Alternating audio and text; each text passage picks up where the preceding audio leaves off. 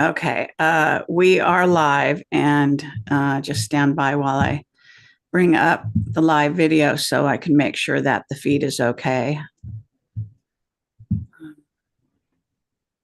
Yeah, okay. So all good. Hi everyone. I'm Carrie Cassidy from Project Camelot, and I'm here with Preston Dennett, and he is a prolific writer. I must say, I had no idea he had so many books, and also, UFO researcher, and I'm just getting to know him really. Just a person, Michael Schratt referred him to me, and we're going to talk about school sightings, but also other cases that you think are worth mentioning. Preston is fine.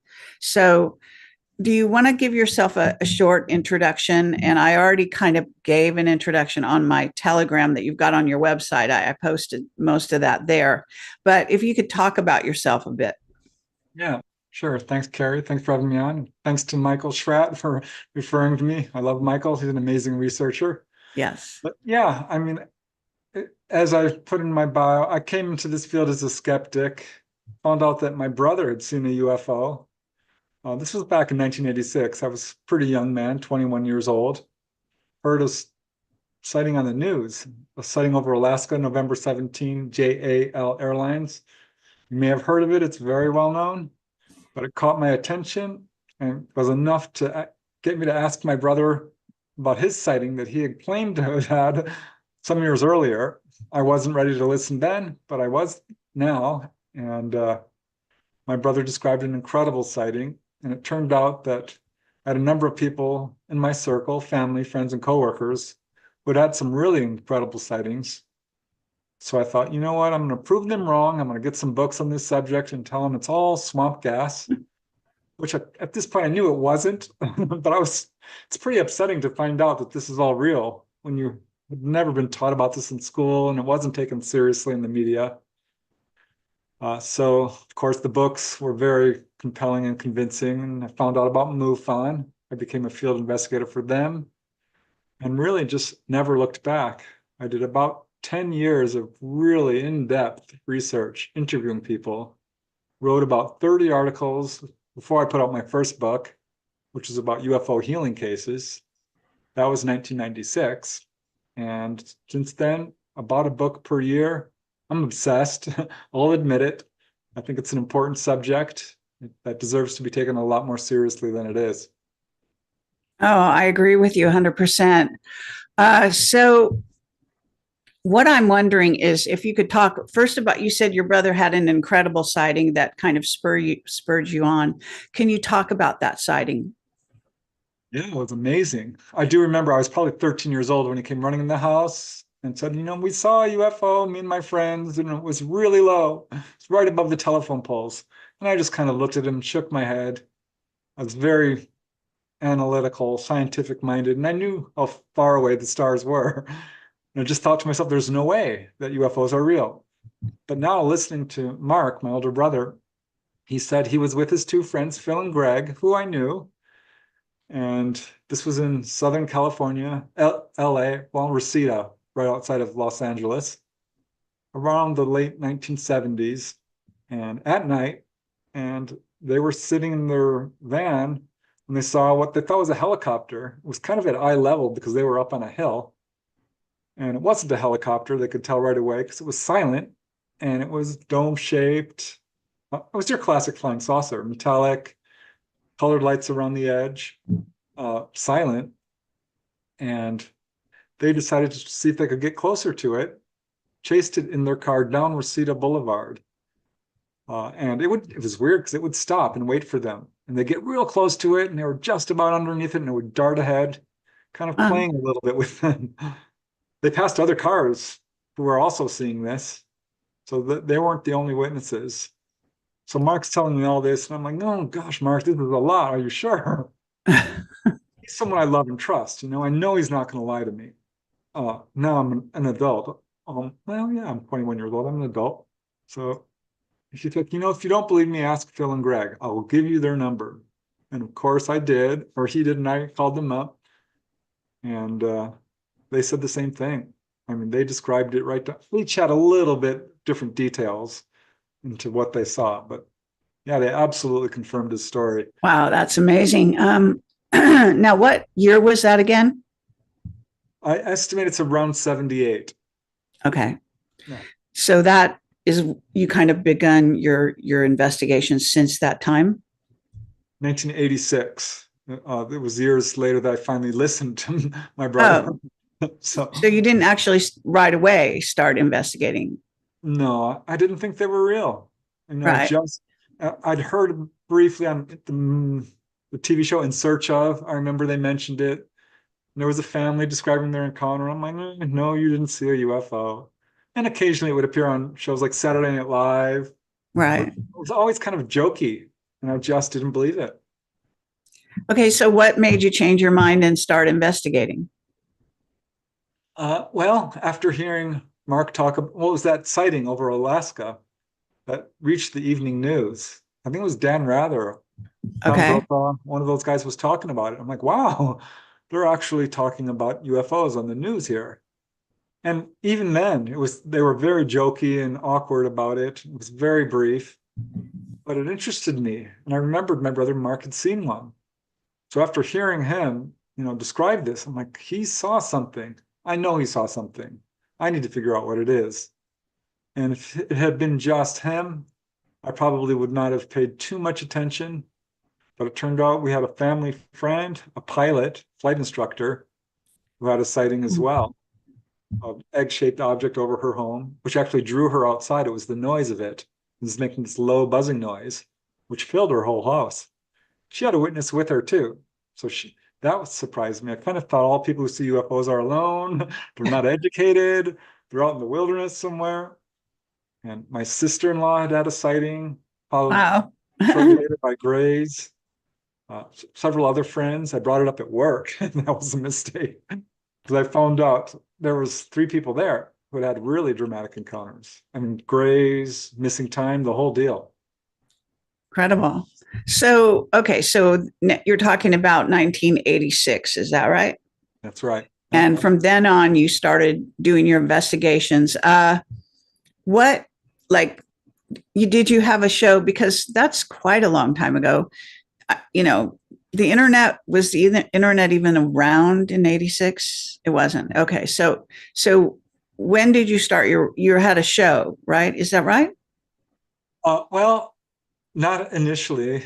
I think very early on, because I started writing articles for various magazines like UFO Universe, the MUFON Journal, the local newspaper. This did give me some attention from the media, and it wasn't long after this, gosh, I think it was like 1988, the television show Encounters contacted me and wanted to do a little segment, which was so exciting. And I did it, and it was fun. I started to get more media interviews, and I learned some hard lessons there about how they can misrepresent your story Right. and can interview for hours and hours, and you get maybe 2 minutes. Exactly. But Did you happen to know Sean David Morton back in those days? I did. Yeah. Because he was very active in the early days. Yeah, I would see him at conventions. We talked. I never really got, close to him in terms of, we were more acquaintances than anything, but I certainly was aware I of just him. wondered because he did a number of television, he even did television shows he produced, right? And was investigating things on those shows. And he was, he showed John Lear Area 51 is how the story goes. And he's an old friend of mine. So I know him quite well now. And I don't know if you know, but he has cancer. So we're trying to heal him. But he's a lovely man, and he was very active back in those days. Yeah, I remember. I forget the names of the shows that he did, but you would recognize them, I'm sure. So, okay. So when you wrote your books, and are you saying you wrote a book a year? Is that what you actually said? Starting in 1996, I put out UFO Healings, and that was followed by another book called 1 in 40, which never actually got into bookstores. It was a terrible publisher, but it was all about the people within my family, friends, and coworkers, their cases. And that was followed up by UFOs over Topanga Canyon, which is about a wave of sightings in my hometown, of all places, from 1992 to 94. And that was published by Llewellyn. And they asked for another book. So I gave them a book called Extraterrestrial Visitations, about 10 people who've had direct contact. And it kind of just, I started writing about one on the average per year. I'd skip a year or two now and then, sometimes two in 1 year, but the way publishing is, it's very irregular. Right. Yeah. And okay, so what can you tell us about I do want to sort of circle around to sightings, which was the main reason I wanted to do the show with you, was because Mike said you were sort of an expert on school sightings, and that's a particular interest here. But before that, since you mentioned Topanga Canyon, I actually live in Calabasas, so I'm right near there. And I had a UFO sighting in Malibu, right at the end of Topanga Canyon, right sort of looking in the direction initially of Vandenberg, Vandenberg on the coast. And then something made me turn around. So I was watching what ended up to be, I guess, a rocket launch. It looked like a UFO, but it was a rocket. And it was very colorful, and I then and this is many years ago. And I turned around and there was this incredible design being made in the sky by, by these ETs, I guess. And they made a shape of a dragon. I know that sounds bizarre, but I actually have it on film. And I had the particular kind of camera that shows that. Right. I don't even know if my camera now would do that. Right. Because the older cameras sometimes had special lenses where they still picked up the lights. Do you know what I mean? Yeah.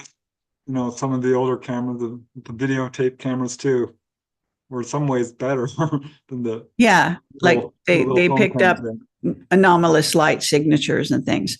So I'm wondering what are your stories about Topanga Canyon? Anything that stands out that you might like to talk about? Yeah, well, that's, I grew up there, so I knew a lot of people there. And when I started investigating UFOs, the first thing I did was ask everybody I knew, have they had encounters? And since I knew a lot of people in that area, no surprise really that I should find some. Mm-hmm. But it did turn out that was something of what we would call a hot spot, because I started to find encounters and cases in books, various books and magazines in that area. Right. I would say one of the really more dramatic ones involved 4 witnesses. I was able to interview all of them, actually, who saw first 2 little craft come over their home in Old Topanga Canyon, which is right in the center of the canyon there. Topanga, for those who don't know, is located right along the coast next to Santa Monica, right west of LA, between Santa Monica and Malibu. And these 2 craft were followed by a very large craft with little lights all around it. It came right low over their house. It shone a beam of light right on the house, made a low buzzing noise, and moved off. And one of the witnesses, Gabe Aldort was his name, gave an excellent interview. He loved UFOs. He was very interested. He says, I wanted to jump into that beam. I'm interviewing the other guys, and one guy says, he wasn't giving me a good description. He said, frankly, Preston, honestly, I was too scared to look at it. I hid under the house. He turned away. But yeah, that was followed. This craft moved off, and that was followed by 2 more, and then 1 other craft. So kind of a little fleet there. That was one of the more interesting ones, and that preceded this huge wave of sightings, which really began on June 14, where a bunch of people called the police. This was June 14, 1992. The police station, the phones ran off the hook, literally. So did the newspaper office. And since I had written an article for the local newspaper, he called me, Colin Penna, the editor, and said, you're into UFOs. We're having all these calls come in. I'll give you their numbers, interview them, see what you can find out. And boy, did I find out. I found on just that night about 30 different people in different locations had seen various types of activity. Some one or two craft, some being chased down the road, some much more, dozens or, even more than that. So that's kind of how it opened up into this huge investigation of a 2-year-long wave, Okay. roughly 2 years. So when you're looking at the UFO, well, I mean, in this case, you weren't seeing them; others were, right? Right. Well, I ended up having some sightings of anomalous lights. I'm Okay. ironically a little bit more skeptical, having found out, that I was lied to for years and years, really kind of made me look at things a lot more critically, even though I now know UFOs are real and I have seen them. An Sure. anomalous light is, let's face it, an anomalous light. You can't say that's an ET craft right off the bat. But Well, yeah, I I've definitely saw actually some. had several sightings myself, and even documented, with another person with a camera and that kind of thing. Right. So I totally know what you mean. Now, I just want to bring on the screen here for people that are would like to know that you have a tremendous amount of books, as I said, and they're on Amazon. So just going to the Preston Dennett page here, and these are all his books. It's just, I can't believe how many books you've got, right? So in terms of, people see craft, but a lot of times people do not have, or at least say they have no experience with ETs, right? So I'm just wondering, like, how, I mean, it does look, just at the covers of your books, like you've also talked to people that encountered various ETs. Did you ever encounter any ETs? Did you have any contact yourself? And then what about contact that people had? Yeah, I mean, it quickly became apparent to me that sightings have only so much information to offer. Every case has, certainly something to contribute to our understanding of what's going on. But boy, when I started hearing about people reporting landings or humanoids coming out and seeing ETs in their bedroom, or especially being taken on board, that's why I really started to shift my focus and really uh, wanted to interview people who are having direct contact and having communication and ongoing experiences. So that's where I did focus a lot of my research. I did Okay. start having, I was going out looking for these UFOs. It's one thing to read about them, certainly. It's quite another to talk to someone face to face about it. But I really wanted to know, not just believe, no, have personal experience. So I would be out there in the fields at night, if someone said, I saw a UFO, I'm like, can I come over? Would you mind if I camp out in your backyard? Which I did this a couple of times. Okay. I really wanted to see them, and I was going all out. I would go to, hot spots and what have you, hoping to see. And I would see these anomalous lights and stuff, but it really wasn't until this was the middle of this UFO wave in Topanga that had just started in June. It was July of that year, 1992. I think July 5th. I'm not sure, it was somewhere in July, but thereabout. And I had just gone to visit my brother Mark and his wife Christy in their home in Woodland Hills, which borders Topanga. And it got late and I had to work the next night. So I'm driving home, coming around this hairpin corner when I had a little orb-like light drop down in front of my windshield.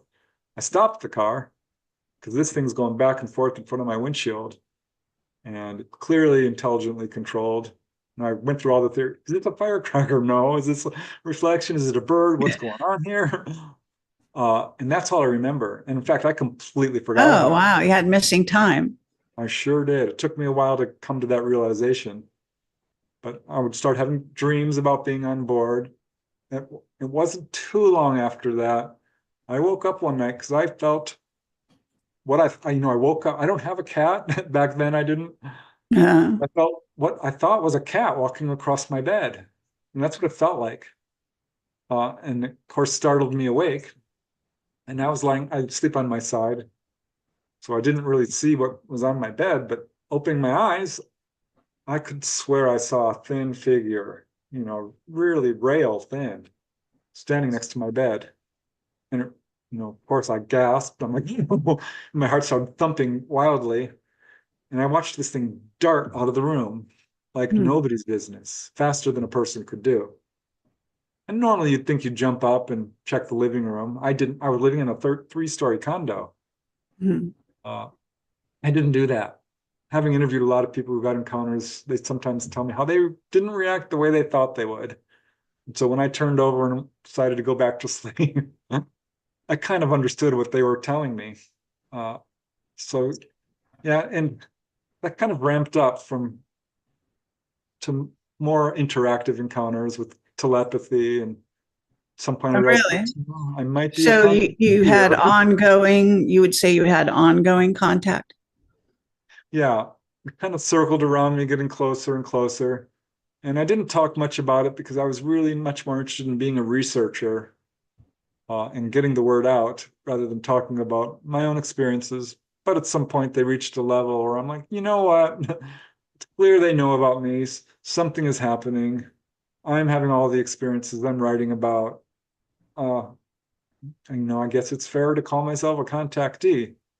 But it took me years to, kind of be okay, not be okay with that, but just kind of come to that realization.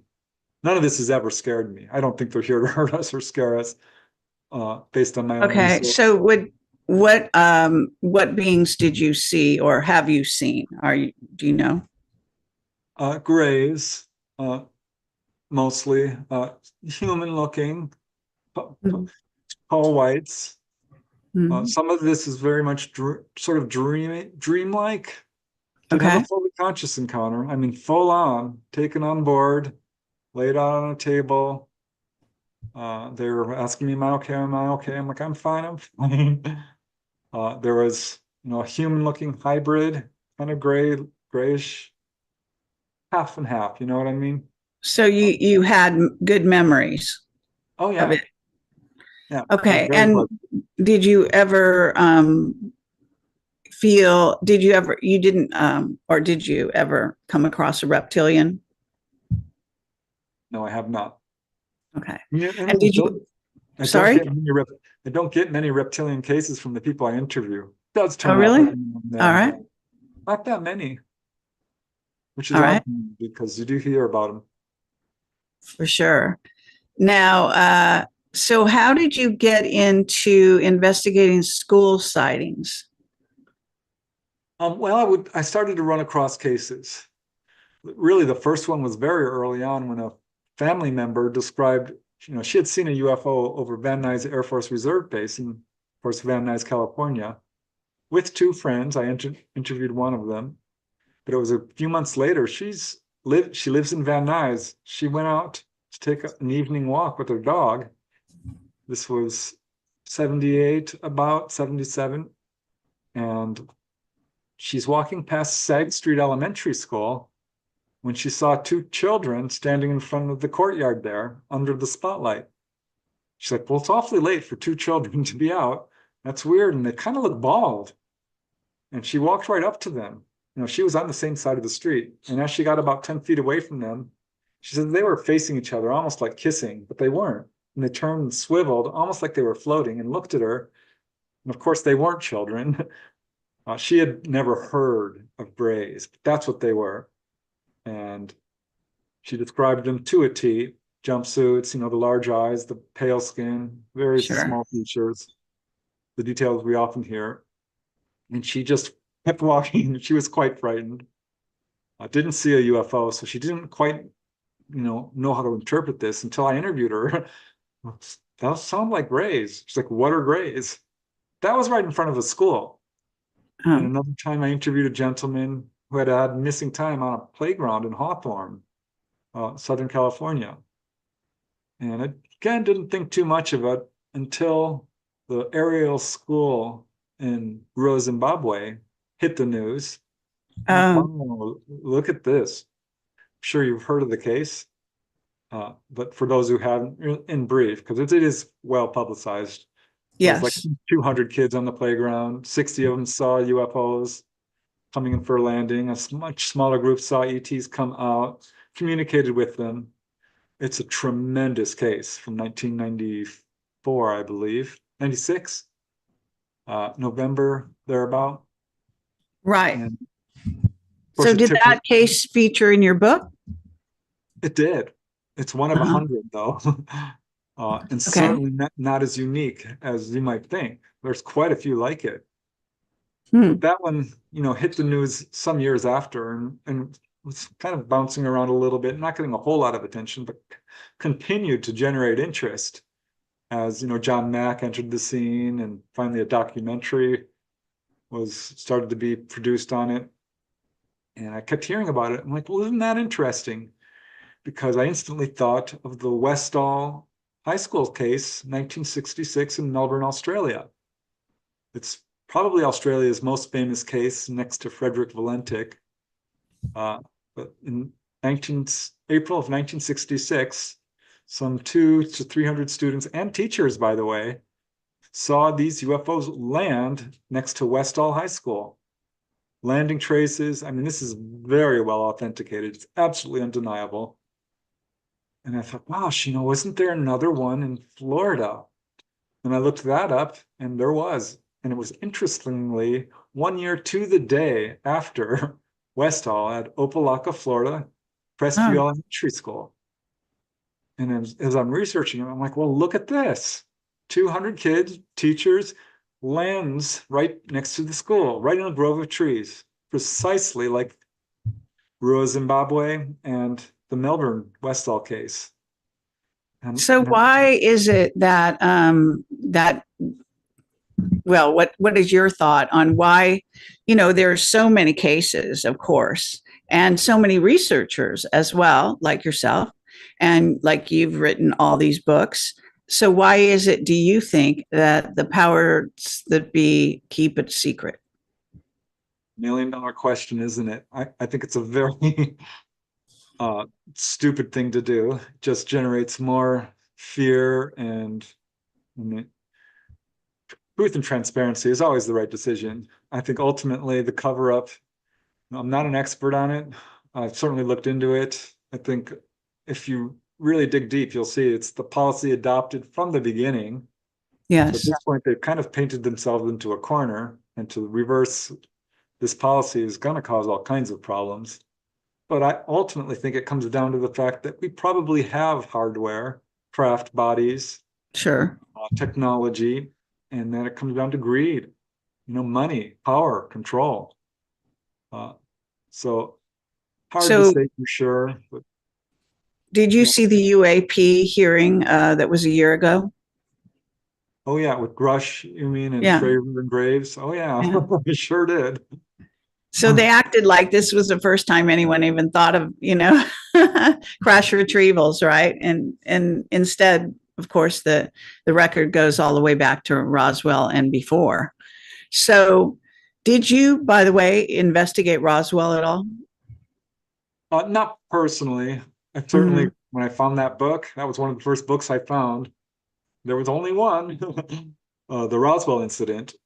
And then, of course, UFO Crash at Roswell by Donald Schmidt and what about The Day After Roswell by Colonel Corso? That I'm reviewing that book and finding very interesting information about, it's funny because back then they talked openly about how the craft that were incoming could be a threat, and that they needed to prepare for it. And so Corso, one of his jobs, as you may remember, was to go out and basically bring some of the information and the technology they received, the reverse engineered, et cetera, into the public domain.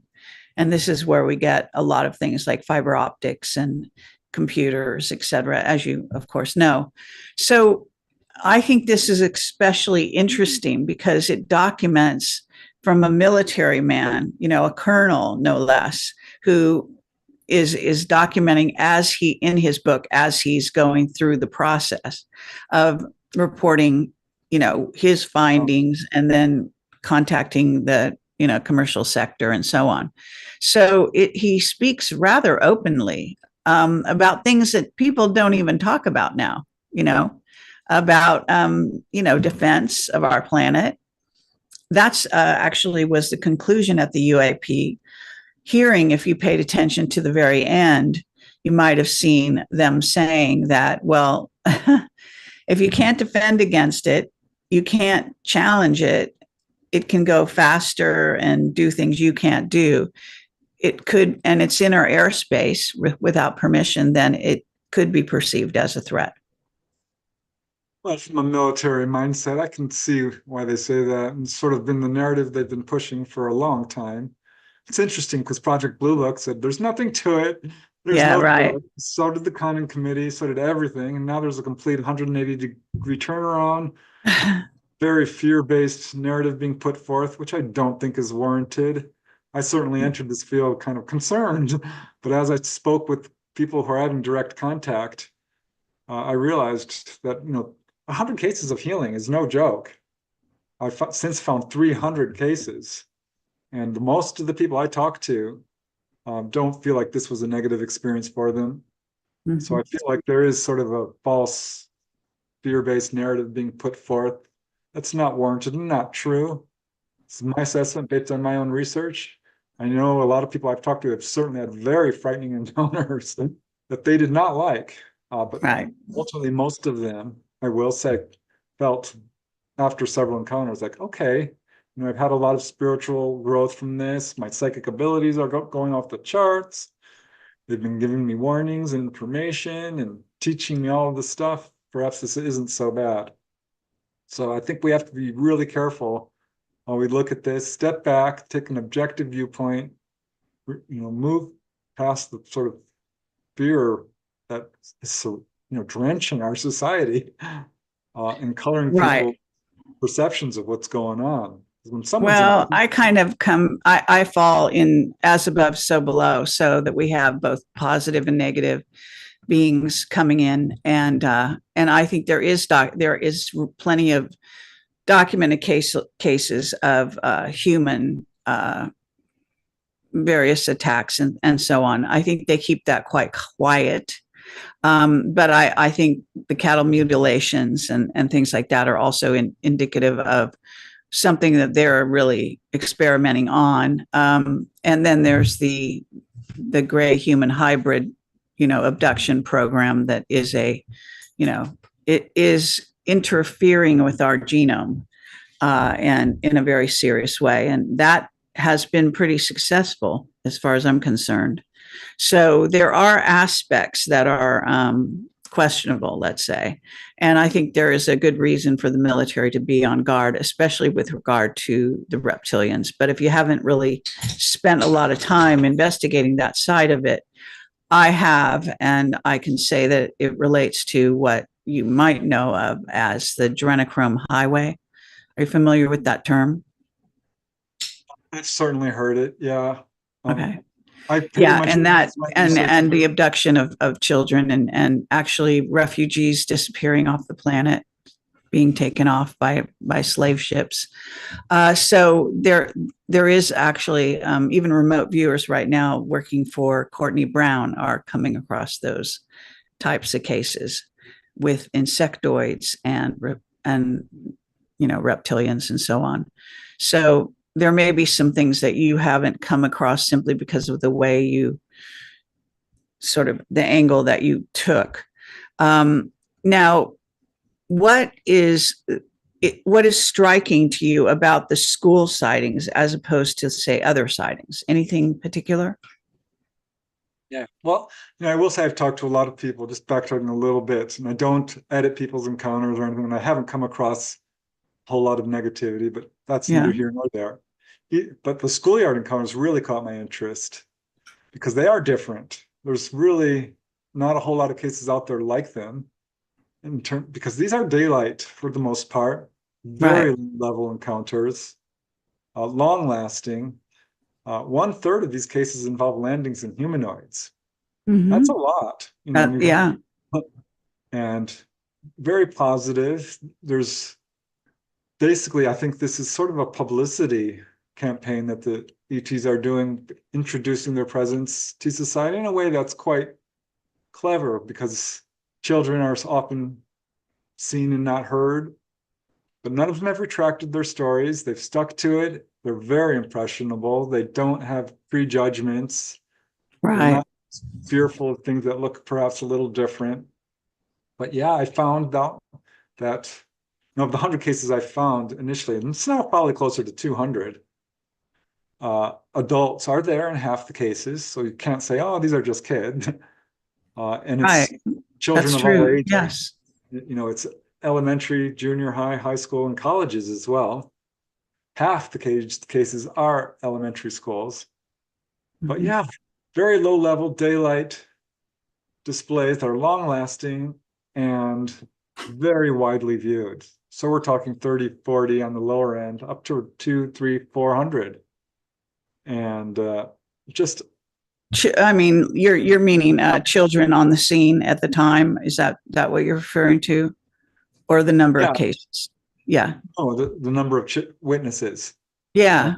Because it's fascinating in that you've got a built-in, sort of group of more than 10 children usually. So, and then you, as you say, you've got adults in attendance. So it is fascinating. Now, it does sound like you might have gone into cases that are in other parts of the world, or did you concentrate in the United States? I followed the evidence where it took me, and it was so amazing because this turned out to be absolutely worldwide.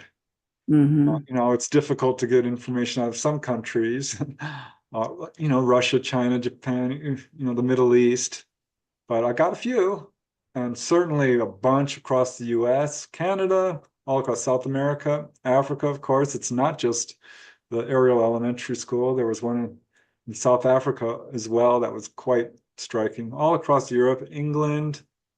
I mean, you name it, it's everywhere, starting mostly from 1950 onwards. But it's so interesting because there would be one or two real high quality cases each year. It was almost kind of mapped them out.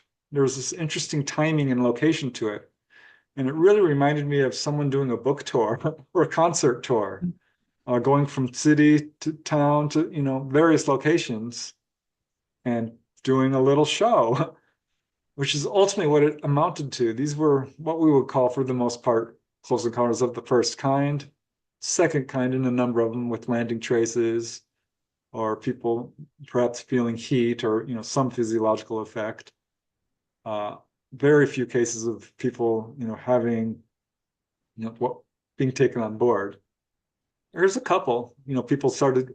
They would have the schoolyard encounter would occur, and one student would start having encounters after that. That's Right. really rare, though.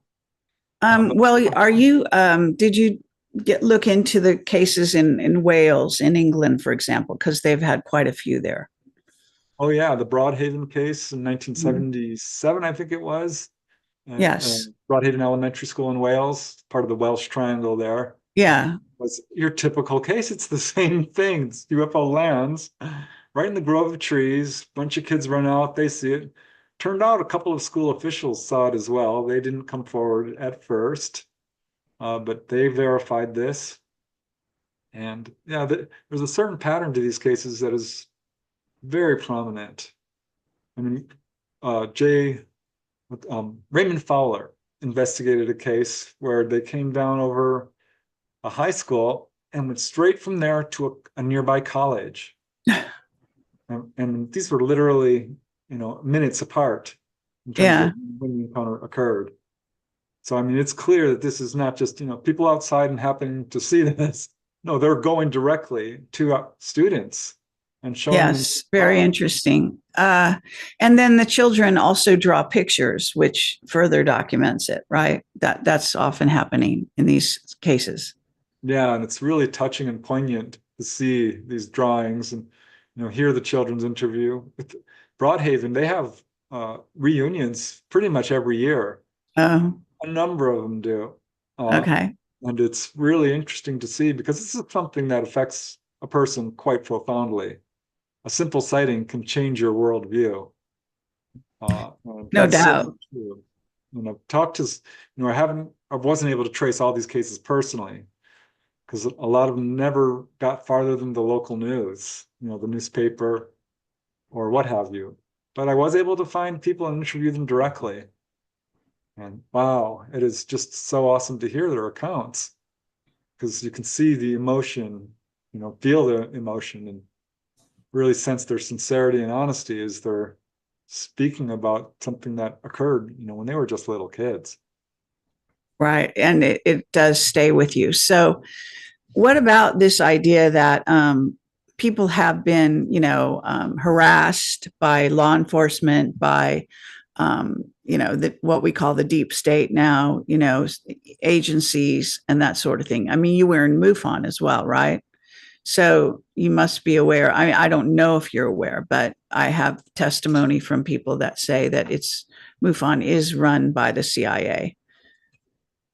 Yeah, well, I've looked into, this sort of thing, because if you look into the history of any of these citizen UFO groups, one by one, they're infiltrated.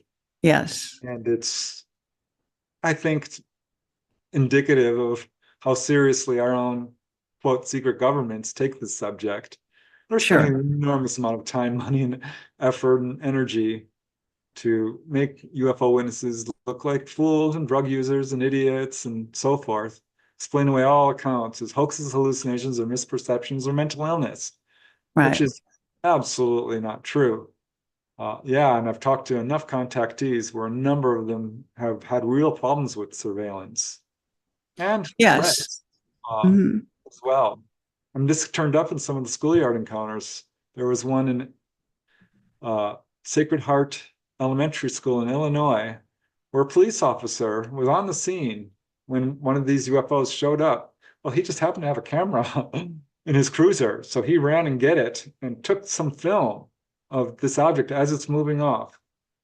I saw the film. You can find it online. By today's standards, it's okay.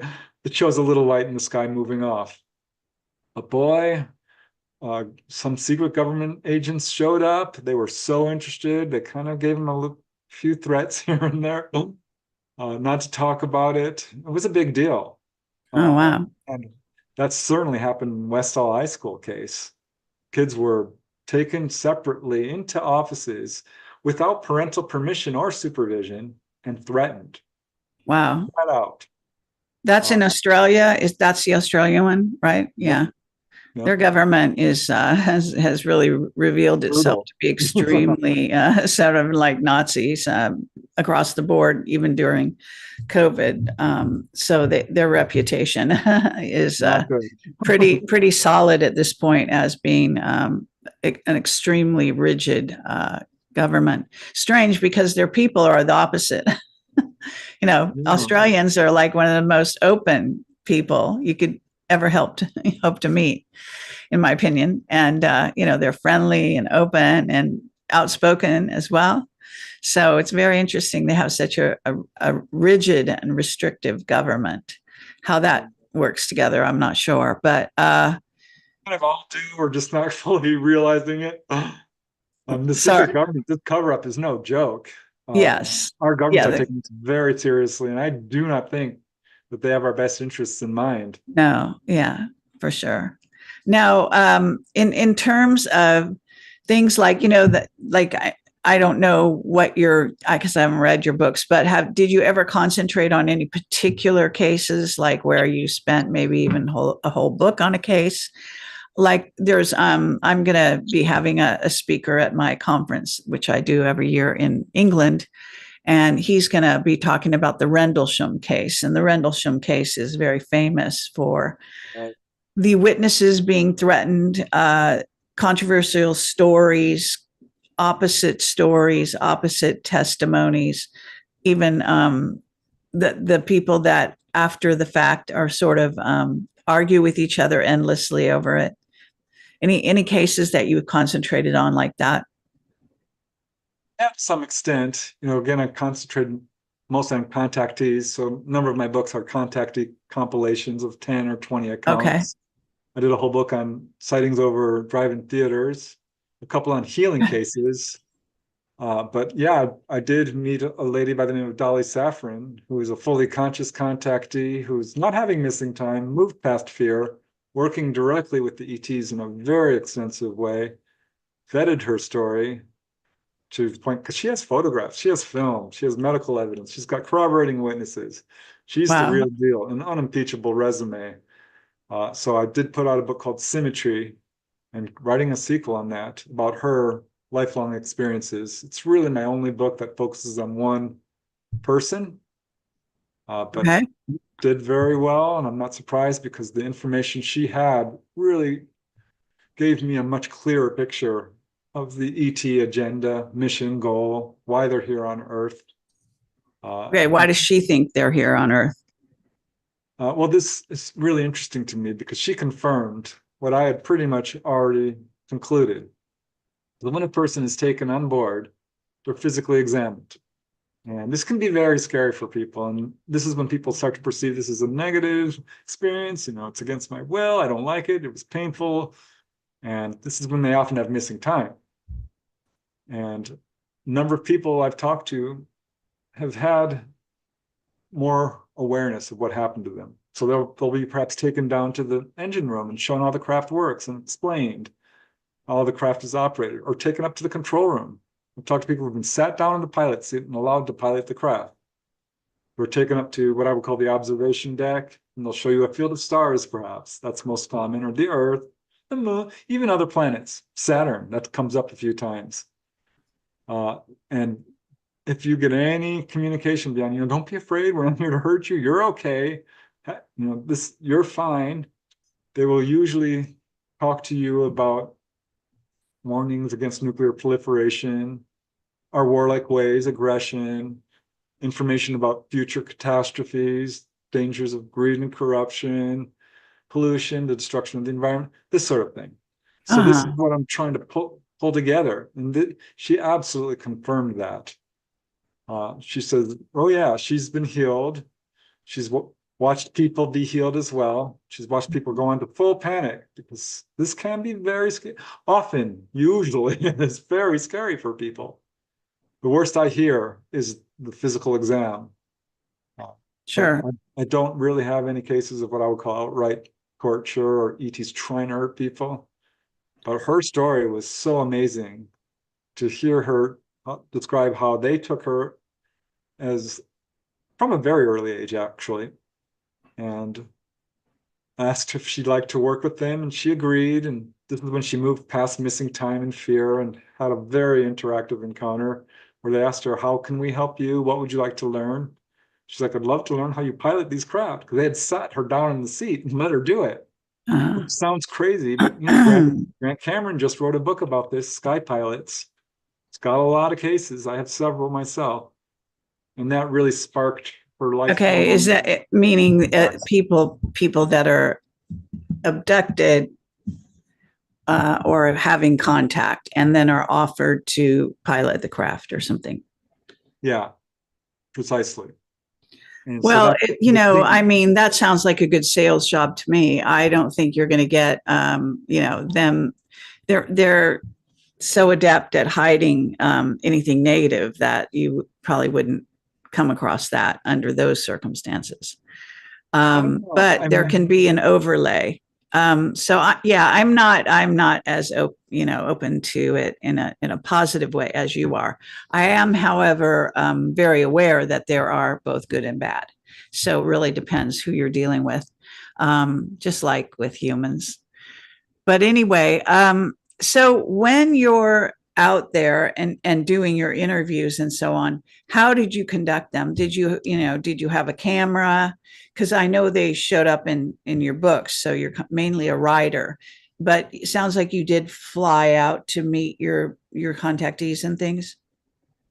occasion. A lot of them were local, so that was certainly helpful. Okay. Uh, and rarely have I filmed them, but that certainly has happened. Yeah, Okay. always record them because I won't do an interview unless you allowed me to record it. I won't use it certainly because it Like needs to be audio accurate. recording is what you mean? Is that what you Right. mean? I'll do a preliminary interview. I'll start vetting the witness, getting character references and so forth, fact checking everything they say. Then I'll do a recorded interview in depth and go through the whole process that investigators do. Now, So did you ever have any witnesses that have been either exposed to Antarctica or had ETs that came from Antarctica or anything like that? I have not. Okay, it's Yeah, interesting. it So hasn't you come haven't up. really come across anything about Antarctica in your travels? No, I read all the books on stuff, and I've heard Sure. of you of Yeah. that. I'm not sure of the exact number. It's 2, 3, 400 people I've interviewed formally, Okay. and probably close to 1,000 informally. All right. It hasn't come up. It just has not, Mm-hmm.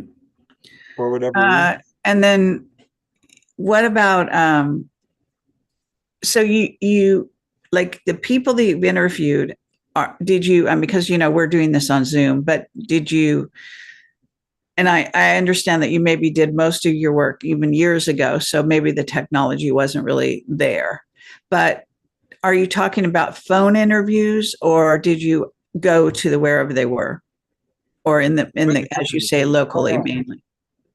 Yeah, I mean, the one guy was a medic, a Navy medic, Kevin Cameron, and he lived in San Diego, and I wasn't far from there, so we were able to do Right. face-to-face interviews, which is always helpful because you can read the cues and see a person face to face. And there was another gentleman who had an amazing sighting on Catalina Island. I invited him to my house and filmed him. He agreed to it. Okay. So whenever possible, yeah, absolutely. Phone interviews these days, you can do it remotely through Zoom or Skype and still get some really good information that way. But yeah, I mean, I've done a few through email only. That's pretty rare because some witnesses are quite shy. And Okay. certainly back in the day, before the internet, and when this subject was really reviled and ridiculed, most people did not want their name used. And they were very shy to even be recorded. So it sometimes takes real, convincing, like, listen, I am not going to reveal your identity. I'll sign whatever I have if you want, which happened a couple of times.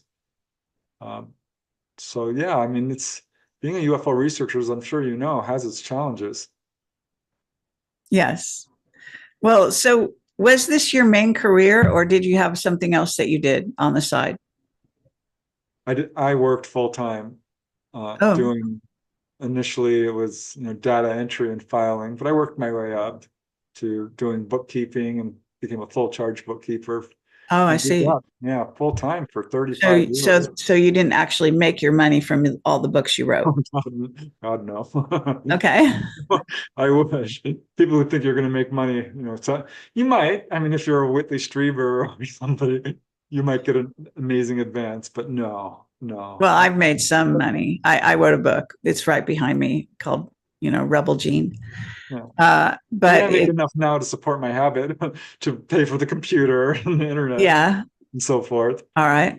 But no, I But couldn't yeah, make it's nothing but a living. not an easy road to go down. And especially I think even back then was more difficult because now we have so many people out doing this kind of thing that it's not as shocking or surprising to people when you introduce yourself as a UFO investigator or anything of that nature, right?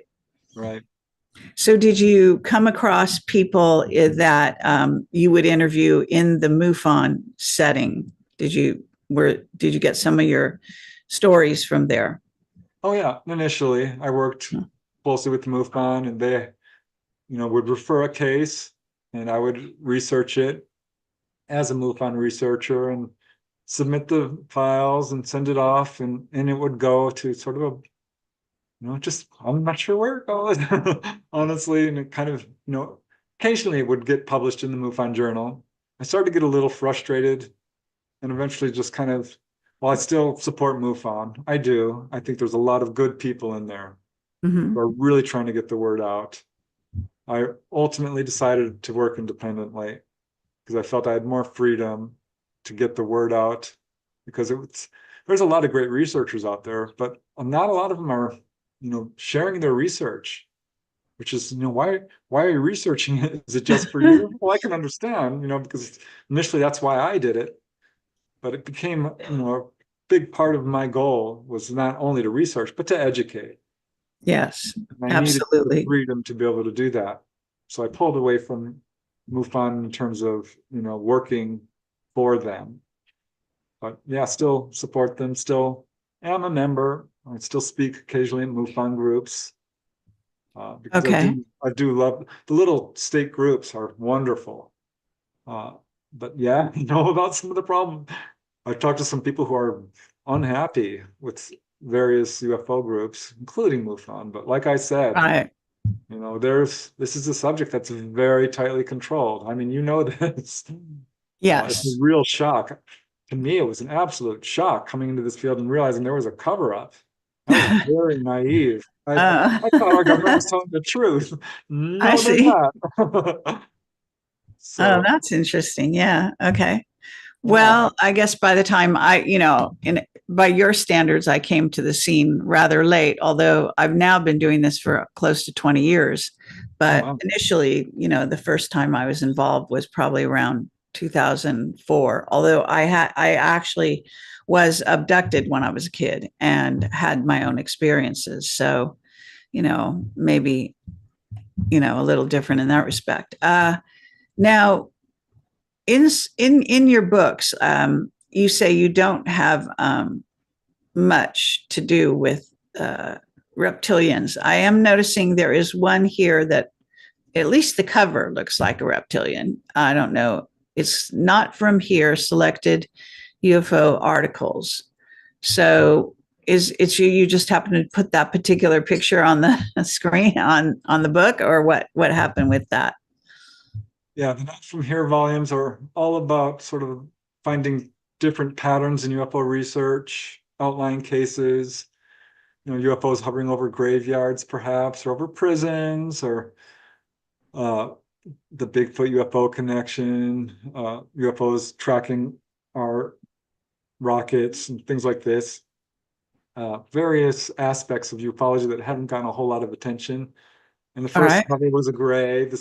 Or no, I think it was, yeah, gray. The second was a reptilian. The third was a human looking. The fourth was, so I kind of just picked various ET types for the cover. But yeah, I have gotten a few reptilian cases. There was one where a lady had one come through the wall. It was quite negative for her. She felt like it was trying to steal her soul. She didn't like it at all. Hmm. It was, as she said, horrific. Uh, that was, What about Charles Hall? Are you familiar with Charles Hall? yeah, And the Tall Whites in his books. yeah. I read his books. Did you read his books by chance? I did Millennial Hospitality. They were They're compelling. wonderful. Yeah. I've heard him speak once too, and he kind of couched his books as being, quote, semi-fictional, but it's clear he's telling a true story. He He's is. now, I think, pretty much said that. Yeah, And, I did meet him in person at one point. I tried to interview him, but his wife wouldn't let him do an interview. But I think his story is really fascinating and quite excellent. And I think it accurately depicts the race of tall whites that he dealt with in that area. yeah, I found his book interesting. There was little elements there that really rang true for me. He got very interested in mathematics, and this was something you see with a lot of contactees. They're interested in quantum physics and all the science and stuff. Yeah, there was quite a few things he said that I'm like, wow, he seems like a genuine contactee. So let's see. It looks like you've investigated Bigfoot as well. Is that right? Yes, it's true. And it was something I didn't really want to do, but very early on in investigations, it became clear that there's a paranormal connection. Uh A huh. lot of the witnesses I was interviewing were having experiences like with spirits or mediumship, or near-death experiences or out-of-body experiences, or telepathy and clairvoyance, levitation. Bigfoot, of course, reared his head when I interviewed a gentleman who had a UFO land in his backyard, followed the next day by a Bigfoot, and then a Oh. poltergeist outbreak. Uh And huh. very shortly after that, I had another lady who was a contactee have a Bigfoot encounter. So where were these people in the Pacific Northwest, or where they located? One, Robert Murphy was his name, a radiologist, was in Canyon Country, which is kind of on the north end of LA, Oh, which has the national forest, which, you wouldn't think of it as a wilderness area, but it is like a half okay. million acres, with a huge history of Bigfoot. I didn't know, I, Right, and I kind of avoided Bigfoot, but finally I'm like, okay, you got to follow the evidence where it takes you.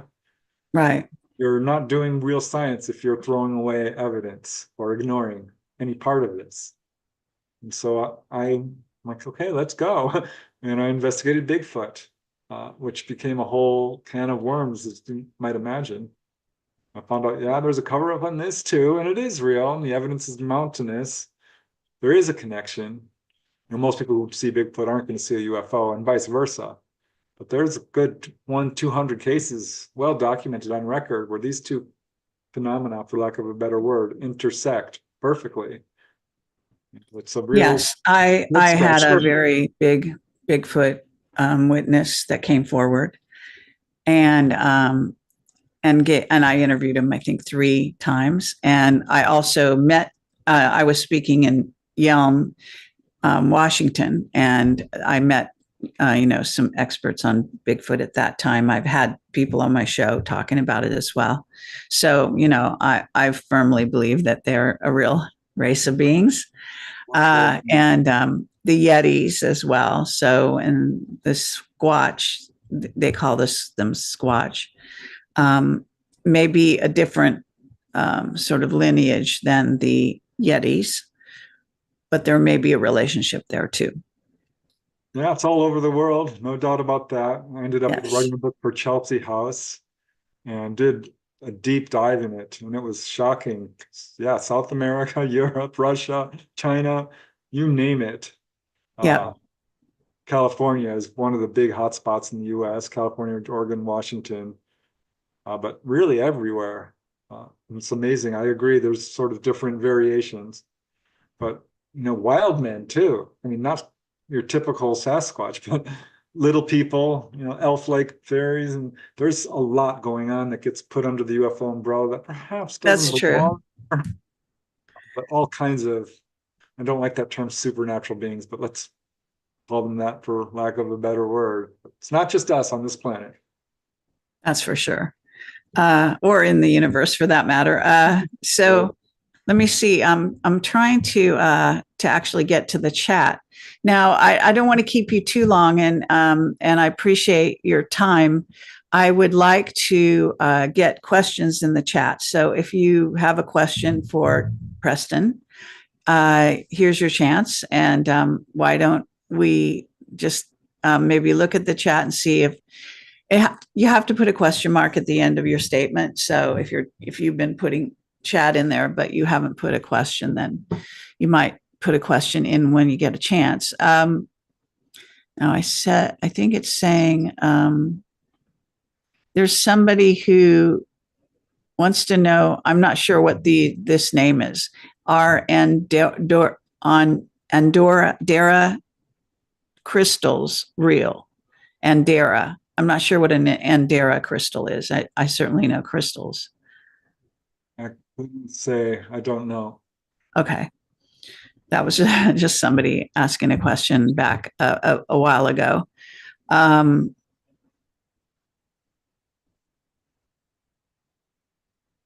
Let's see what else is going on here. Not sure the chat really relates to exactly what we're talking about here, so I'm not even going to spend some time looking at it. So if you do have a question and you want to ask Preston, please put a question mark at the end of the question. Let's see. Do you think Todd Standing's Sasquatch footage is real? Do you know that person? Well, I don't know him. I know the footage. Oh, And initially I was like, wow, look at this. And then it started to become really surrounded with controversy. Obviously, I can't say for sure. I don't know. It does look a little bit too good to be real. And some of the people who've looked into it have some pretty good arguments as to why this might not. I don't know. Okay. But I know I do feel like there's enough evidence out there to say for sure Bigfoot is real. I had my own encounter Oh, actually, yeah. which convinced me because I had gone to see this lady who was having encounters. She's like, I think I know where it's hanging out. Like, you're kidding. And she was a good witness because she had, it came and looked in her window that night. It looked in all the windows of the house, and her son saw it. Talked to him. Her roommate saw it. I talked to him. The branch in the tree was broken, and it was a big branch, which, isn't conclusive evidence, certainly, but she had quite a bit of evidence in terms of other eyewitness testimony and a very credible witness. But she's like, I think it lives in this canyon not far from my house. This is Acton on the other side of the LA National Forest. And I went up there because we were bringing equipment, sound equipment, camera equipment. We were going to do a little stakeout. And we drove. This is not far off the 14 freeway, the 14 and the 5 freeway. And she lived a few miles down this road. And then we drove from her house deeper into this wilderness area on a dirt road. And it was dusk by the time we got there. Stars were coming out. She's like, I think it lives in this canyon over here. And it was already black. You couldn't see in it because it was edging towards night at this point. And it's a very steep canyon with walls at 45 degrees, Wow. thick with brush. So Uh-huh. I'm pretty sure this is where it's coming from. She was starting to have telepathic communication with it, which Hmm. some witnesses have reported. Yes. And, so I'm getting out of the car and I'm surveilling the scene, and she's pulling out the equipment, the sound equipment and the cameras, when we hear this roar, a loud roar. And now, mind you, I grew up in Topanga Canyon, which had cougars, and Yes. I love bears. I'm all about bears. I've been to the zoo and a lion roared right next to me. So my point is, I kind of know my roars. And this was like not a cougar, and it wasn't a coyote, and it wasn't anything I could identify because it was rumbling in your chest and it was Hmm. multitonal. And it went on for 20, 30 seconds. It Wow. was loud. And I'm trying to pinpoint it because it sounded like a jet. I mean, this is how loud it was. And it stopped, and she's absolutely white. She's stricken with terror, and it roars again. And this time I can tell it's coming from that canyon. And I start running towards it, and she's like, what are you doing? My car, we're leaving right now. So she became absolutely hysterical. I wanted to see it, but I didn't. I'd heard it. I heard it. She says it roared 3 times. By that point, I had pretty much trained myself to be a good observer. Hmm. Pretty sure it was twice. Uh, Maybe she's right. I don't know, because it was a lot to process. Right. But that was my audible Bigfoot encounter. That's cool. Yeah. Uh, okay. So this person wants to know, what is the percentage of abductions on Earth? I'm not Oh, sure that's a question anyone could really answer intelligently because a lot of them are going to be secret. But if you want to take a stab at it, go ahead. yeah. Well, first say I call them onboard experiences because some people don't like that term. Okay. It can be triggering for some people, and onboard encounter is neutral. But I first heard this quote from J. Allen Hynek that 1 in 40 people have had this experience Mm. early on in my research. And I thought, no way. How can he say that? That's far too many. I would know somebody. And that's what really got me to ask everyone I knew. And I didn't have to ask 40 people. And I found 3 to 5 people who had Right. had this experience. And I thought, Mm. gosh, that's a lot. And I surveyed the literature, quoting people like Whitley Strieber and Jacques Vallée and all the main Sure. researchers at that time, and wrote this article called 1 in 40. It's a Mm. hidden epidemic for the MUFON Journal. I And see. this was in 1990. And then in 1991, the Roper Polling Organization did a formal survey where they asked many thousands of people, a big list of questions with hidden UFO questions. So the people wouldn't know that this was really a UFO survey. And they found 1 in 50. 1 in 50 people showed the Okay. markers of having had and being a contactee or having had an onboard experience.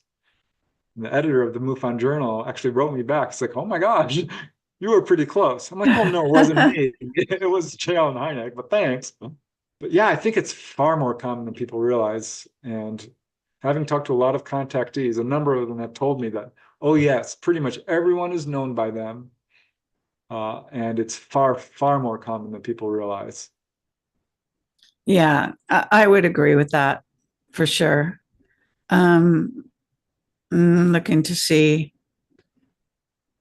I'm. It's hard to read or understand this question. New to this, saw lucid dream, mantis being. Okay. Did you ever do any books on the mantid?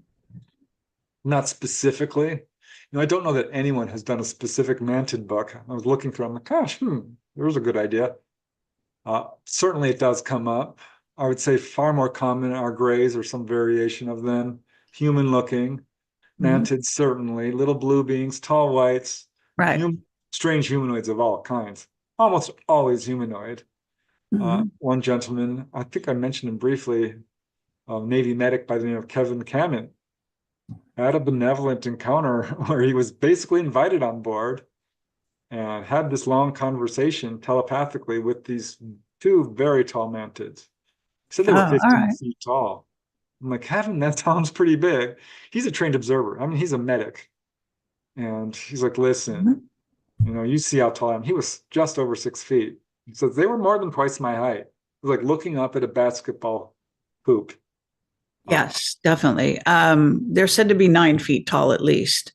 Yeah, that's usually what I hear. But they out to their full height. Um, Yeah, I've got quite a few mantid cases. Simon Parks is a mantid contactee. Do you know who Simon Parks is? I think so. The guy from England. Yes. Yeah.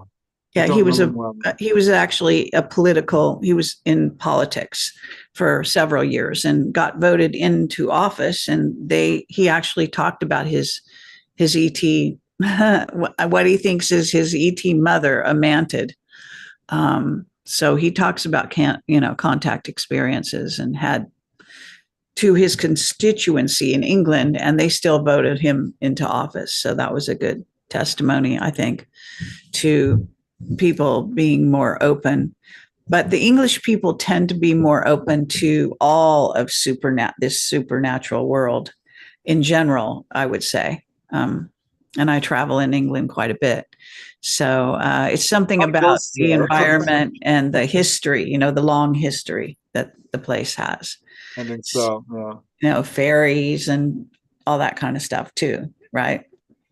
Yeah, I've talked to a number of people from England. They're like, oh, yeah, ghosts. We all believe. We know it's not a question. Yeah. So many haunted very, places. very common, very easy to understand. But there's also a very dark side in England, as, having to do with Satanism and witchcraft, and all of that is also very prevalent in England. So there are, but on the good side, there are what you call druids. Maybe you're familiar with that. I have a good friend, Maria Wheatley. We lead tours in Egypt, and she's a druid. Her father was a druid. He was the dowser for the Queen of England.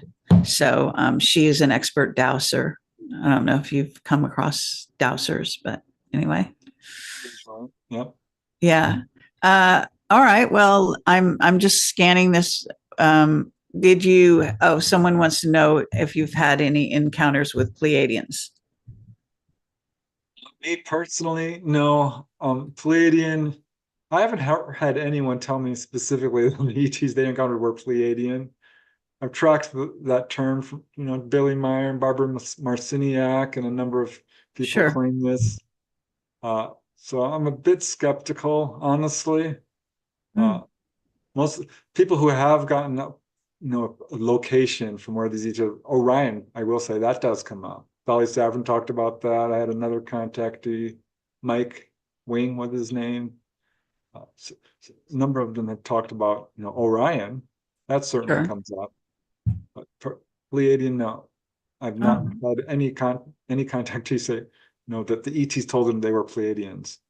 Oh, all right. Well, William Tompkins is a very famous contactee Navy guy that I interviewed. And he's definitely, his contacts were with the Pleiadians and the reptilians, actually, in the secret space program. So, so I had direct interaction with that. And I've also been told that I'm at least part Pleiadian, according to a lot of people telling me this, and William Tompkins. So it's kind of interesting. A lot of contactees are told basically that we are you, you are us. We share a common heritage. You're part of that's true. That is true. So I do think that, there's a tendency to call them and us, us and them, when really our relationship to them is much closer. Okay, now I think that's about it. I'm scanning really quickly just in case I don't want to miss anything. Okay, so yeah, so someone's talking about the Queen and the reptilian heritage there, and certainly the Bush family's reptilian heritage and is well known. DNA, even this is actually documented, but for whatever it's worth, and so on. So, well, is there any particular book that you want to talk about before we close this down? And I really appreciate you coming on the show. Oh, thanks, Carrie. It's always nice to be able to share one's research, so I appreciate that. Symmetry is probably my favorite book. If someone's going to check it out, I would definitely recommend that. I just put out Not From Here, Volume 5, and also Humanoids and High Strangeness. Those are two of my recent books. I love the Schoolyard book. I had so much fun writing that. It was a real eye-opener for me. I have to tell you, I did not know that this was a thing. And that was followed up by UFOs over drive-ins, because that's very similar. What UFOs putting on a display for a large crowd of people. So yeah, there's a lot of information out there. I would just tell people, don't look to our lion governments for answers. If you want to know the answer, use you have to do the work. You have to assess all the information that's coming at you. I trust the contactees far more than our own lion governments. Move past the fear, let love and compassion and truth guide your actions, and we'll get there. Okay, well said. All right, thank you everyone for watching, and thank you, Preston, for being on my show, and stay in touch. If there's some case you suddenly get a bright idea you want to talk about in depth, or even bring somebody along and we can do a three-way conversation with them, and you think that my audience might be interested. So just saying there's an open door here for your research. Appreciate that. Thank you. Okay. All right. Thank you everyone for watching. Take care. Bye-bye.